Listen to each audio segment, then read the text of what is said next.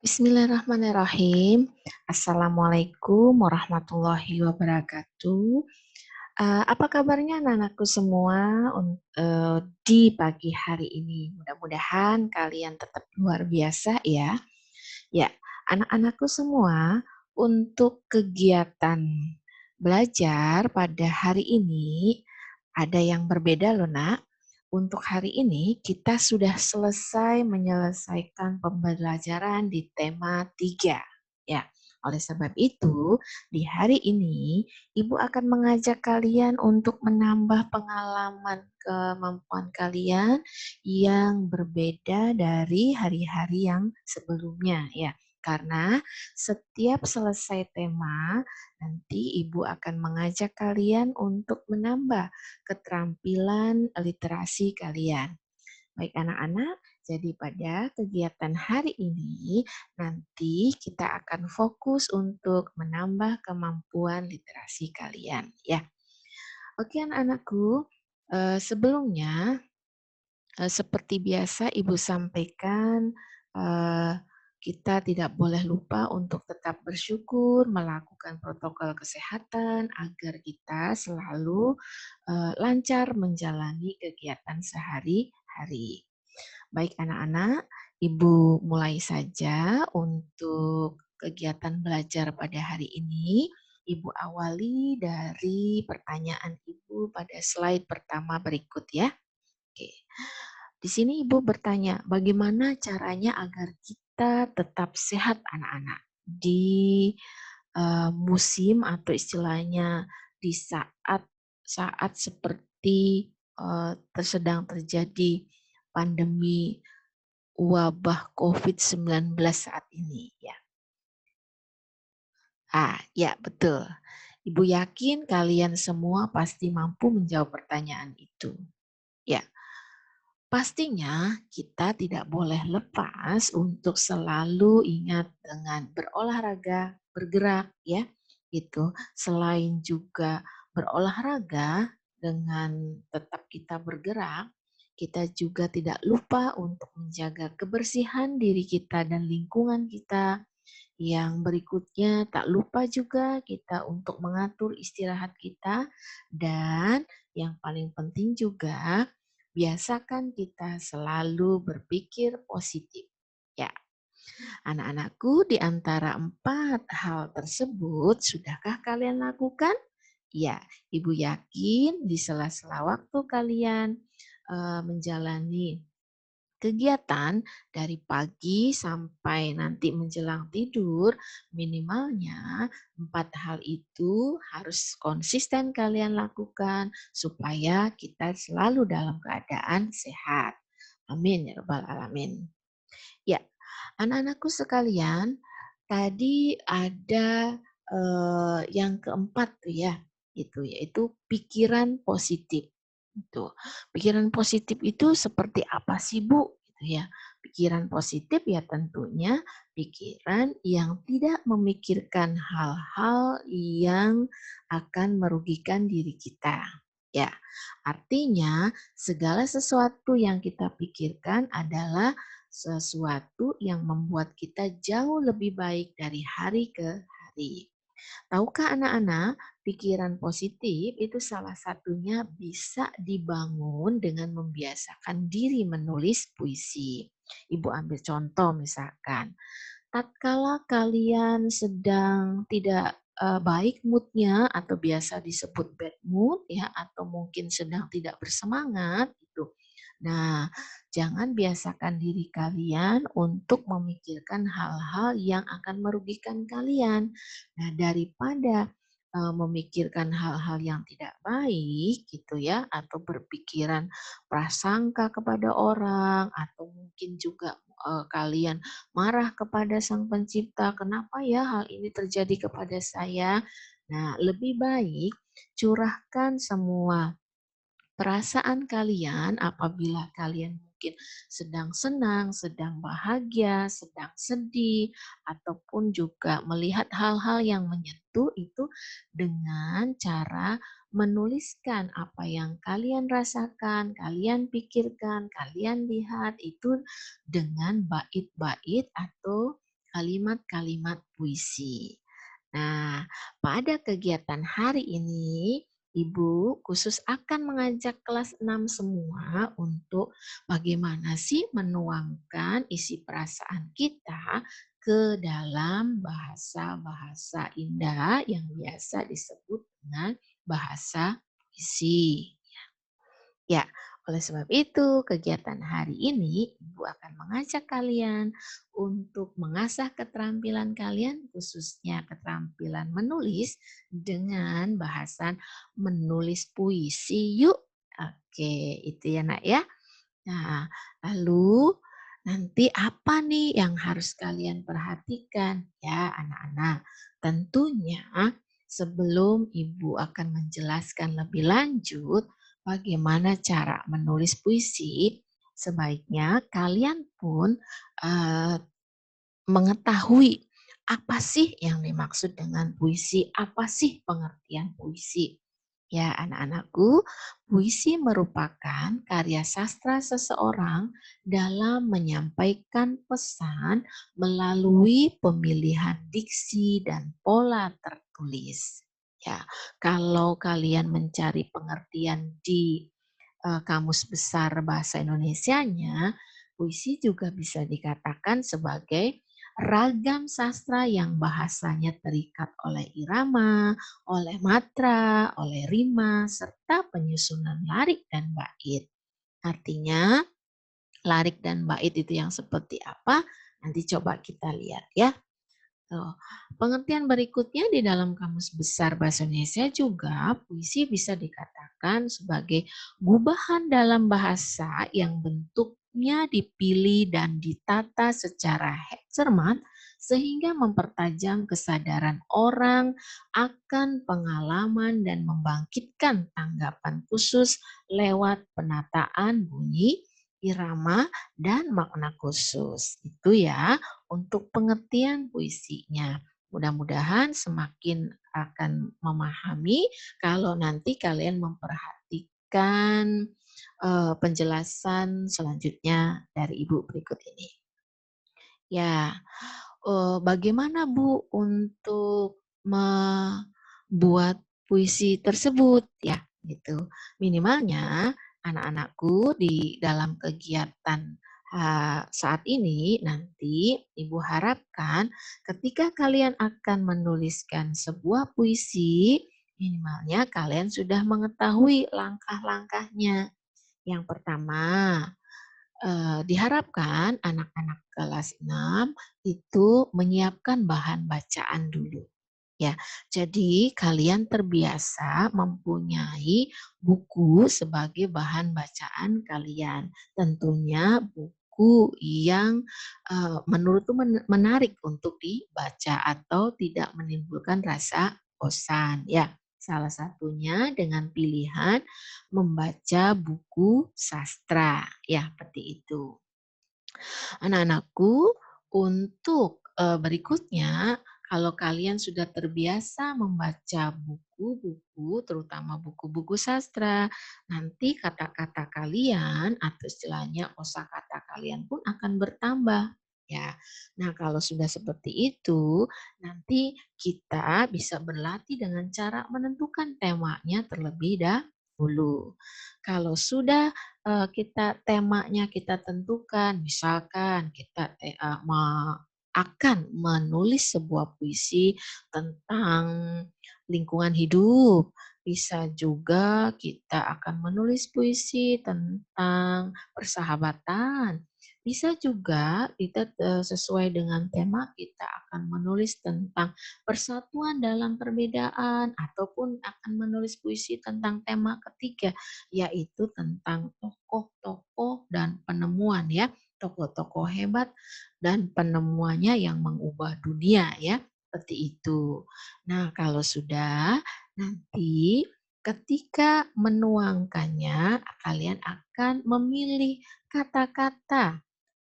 kata-kata yang akan menimbulkan konotasi atau bunyi yang menarik. Yang tentunya ini disebut sebagai diksi atau dengan memperhatikan diksinya atau rimanya, ya, bunyinya seperti itu. Nah, kalau sudah nanti kata-kata itu dirangkai anak-anakku, dirangkai menjadi sebuah kalimat puisi. Kalau sudah kalimat puisi jadi, nanti menjadi sebuah eh, bait ya. Nah, kalau bait demi bait sudah kalian selesaikan, nanti silakan kalian baca ulang dan berikan judul yang menarik ya. Nah, kalau sudah nanti biarkan dulu tuh puisi yang sudah kalian buat ya melalui proses pengendapan. Kalau sudah, nanti bisa kalian baca kembali. Nah, di dalam membaca kembali itu nanti akan terjadi koreksi dari diri kalian dan akan ada perbaikan yang akan menyempurnakan puisi tersebut. Itu dia anak-anak langkah-langkah yang bisa kita ambil kalau kita mau menuliskan puisi. Aduh Bu, saya belum jelas nih bagaimana sih cara yang praktek langsungnya. Ayo kita lanjutkan. Ya, Ibu ambil contoh, misalkan Ibu ini ya perlihatkan ini adalah karya puisi dari anak-anak atau kakak-kakak kelas sekalian yang sudah lulus ya, yang alumni dari SDN Kalijaga Permai. Nah, misalkan dia mengambil tentang tema kepahlawanan, ya. Salah satu buku yang dia baca itu adalah buku tentang Bung Tomo. Lalu ketika sudah selesai membacanya, nah, dia akan menuangkannya menjadi kalimat-kalimat puisi. Contohnya seperti ini ya, di kalimat pertama. Nah, untuk kalimat puisi itu cirinya tidak boleh terlalu panjang. Ya, jadi pemilihan kalimatnya harus padat ya, tapi mengandung arti yang mampu dipahami oleh orang yang membacanya. Misalkan di sini, Sutomo adalah nama lengkap dirimu. Nah, gitu ya. Pahlawan dari Surabaya. Pahlawan yang bertekad besar, gigih melawan penjajah yang pantang menyerah. Walau bertarung nyawa hanya demi bangsa dan rakyat Indonesia, jasamu akan kukenang, wahai pahlawanku. Nah, ini kalimat-kalimat ini, kalimat puisi ini nanti kalau sudah akan disusun menjadi bait puisi seperti ini ya. Jadi ada berapa larik nih anak-anak di dalam puisi ini? 1, 2, 3, 4, 5, 6, 7, 8. Ya, betul. Ada 8 larik atau 8 baris puisi yang membentuk menjadi satu bait puisi indah dengan judul Bung Tomo, karya Afina Zahra. Nah, kalau kalian sudah mengamati contoh puisi ini mudah bukan? Ya, jadi hanya dengan menggambarkan Bung Tomo yang kebetulan Afina ambil dari buku cerita tentang seorang pahlawan dari Indonesia yang bernama Sutomo ya seperti itu. Kemudian dia ungkapkan bahwa uh, Sutomo adalah pahlawan dari Surabaya, terusan juga dia mempunyai tekad yang sangat besar di dalam melawan penjajah. Nah, kalimat-kalimat inilah yang kalau kita rangkai akan menjadi sebuah puisi ya. Pemilihan kata diksi, kata gigi, nah itu kan menimbulkan satu konotasi yang baik ya. Jadi pemilihannya atau diksi katanya itu lebih khusus ya atau lebih asik dibandingkan misalkan dengan memilih kata berani melawan penjajah. Tapi di sini gigih melawan penjajah ya. Seperti itu. Oke, Ibu lanjutkan kembali. Anak-anakku, kalian tentunya juga sering ya mendapati kalimat-kalimat indah di dalam sebuah lagu. Nah, sebenarnya bisa jadi kalimat-kalimat puisi itu eee, bisa menjadi sebuah lagu loh, Nak, ya, gitu, kalau diberi nada. Contoh, misalkan kalau ibu membacakan kupu-kupu yang lucu. Nah, kalau ibu membacanya seperti ini, "Kupu-kupu yang lucu, kemana engkau terbang? Hilir mudik mencari bunga-bunga yang kembang." Nah, sementara kalian sering mengenalnya sebagai kupu-kupu yang lucu, kemana engkau terbang? Hilir mudik mencari bunga-bunga yang kembang. Nah, seperti itu ya, anak-anak ya. Sebenarnya kalimat-kalimat puisi juga kalau kita beri nada bisa loh menjadi sebuah lagu. Nah, tapi kita coba perhatikan ini ya, Nak ya. Andai aku punya sayap, satu-satu daun-daun berguguran tinggalkan tangkainya. Satu-satu burung kecil berterbangan tinggalkan sarangnya. Jauh, jauh tinggi ke langit yang biru. Andaikan aku punya sayap, kukan terbang jauh mengelilingi angkasa. Kan kuajak ayah bundaku terbang bersamaku melihat indahnya dunia. Nah, anak-anakku, ini kalimat-kalimat puisi ini juga bisa tercipta kalau kalian dari hasil mengamati. Misalkan, di sini dengan tema tentang alam, tentang khususnya tentang alam sekitar ya, itu kemudian tercipta sebuah puisi seperti ini. Nah, kebetulan itu Ibu ambil contoh kalimat-kalimat ini ada di dalam lagu berjudul Andai Aku Punya Sayap. Nah, dengan nada seperti ini anak-anak, coba dengarkan ya. Satu-satu daun-daun berguguran tinggalkan tangkainya. Satu-satu burung kecil berterbangan tinggalkan sarangnya. Jauh-jauh tinggi ke langit yang biru.